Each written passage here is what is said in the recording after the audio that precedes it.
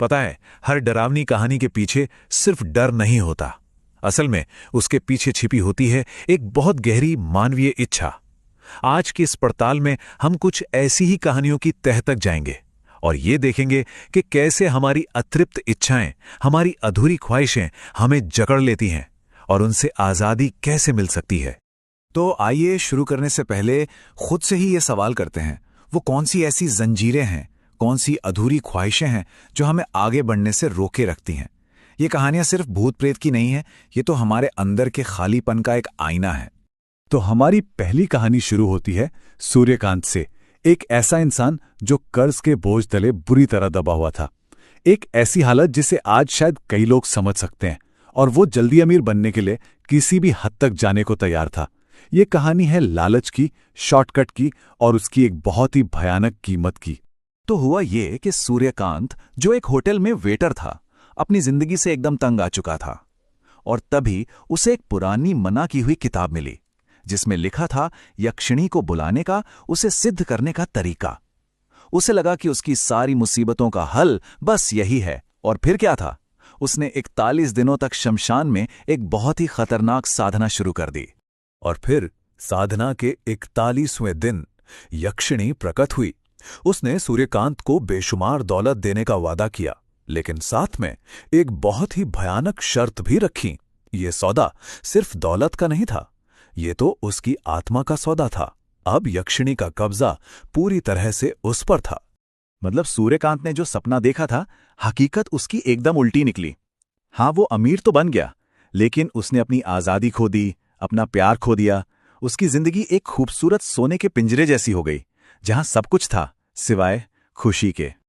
और उस सौदे की कीमत, वो तो बहुत बहुत बड़ी थी। जो भी औरत उसके करीब आती रहस्यमयी तरीके से मारी जाती। उसकी प्रेमिका नताशा की भी हत्या हो गई। उसका सारा कारोबार, उसकी फैक्ट्री सब जलकर राख हो गया। और यक्षिणी उसे मानसिक तौर पर तड़पाती रही। आखिर में उसे उसी यक्षिणी से छुटकारा पाने के लिए एक और खतरनाक अनुष्ठान करना पड़ा, जिसने उसे ये सब कुछ दिया था। अच्छा, तो अब लालच से हटकर चलिए एक दूसरी दुनिया में चलते हैं। यहां का जाल लालच का नहीं बल्कि दुख का है। ये कहानी उस गहरे गम की है जो किसी अपने को खोने के बाद रह जाता है। एक ऐसा दर्द जो आत्मा को जीवन और मृत्यु के बीच में ही फंसा सकता है। अब इस कहानी को समझने के लिए ना एक चीज समझनी जरूरी है। ये अतृप्त आत्मा होती क्या है? ये वो रूहें हैं जिनकी कोई बहुत गहरी इच्छा अधूरी रह गई, और वही इच्छा उन्हें मुक्ति पाने से, आगे बढ़ने से रोके रखती है। और इस दुनिया में दो ऐसी ही आत्माएं फंसी हुई थीं। एक थी सावित्री, एक मां जो बच्चे को जन्म देते हुए मर गई और कभी मातृत्व का सुख नहीं पा सकी। और दूसरी थी गुड़िया, एक छोटी बच्ची जो मां की गोद में ही चल बसी और उसे कभी मां का प्यार नहीं मिल सका।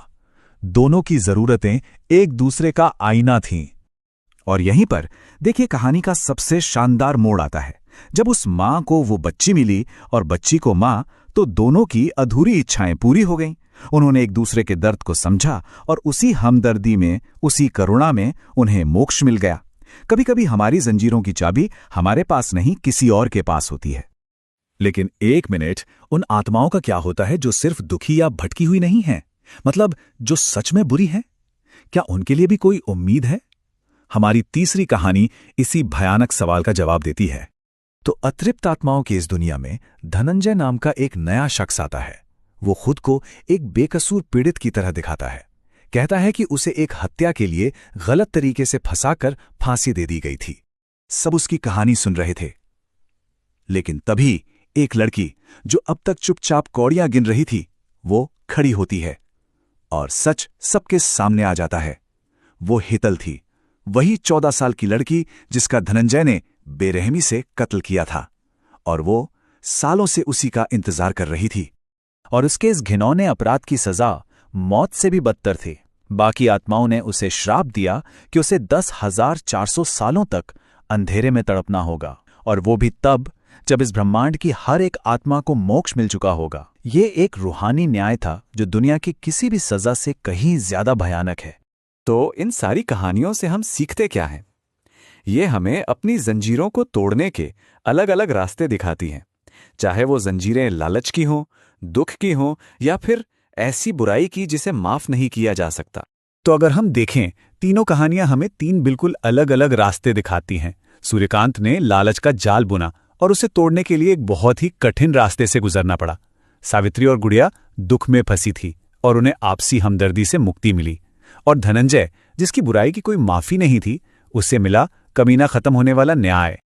आखिर में ये कहानियां हमें एक बहुत जरूरी बात पर सोचने के लिए मजबूर करती हैं।